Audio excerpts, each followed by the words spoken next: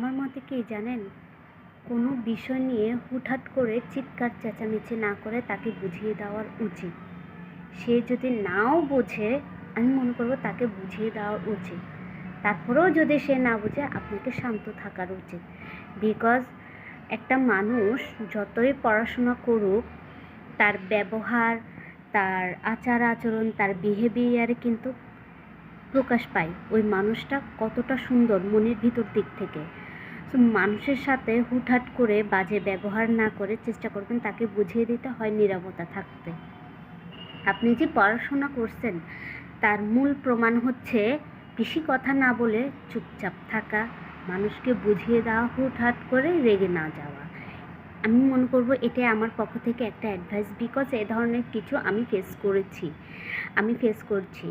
আমি as a সাধারণ মানুষ হিসাবে আমি কোনো একটা মানুষের কাছে একটা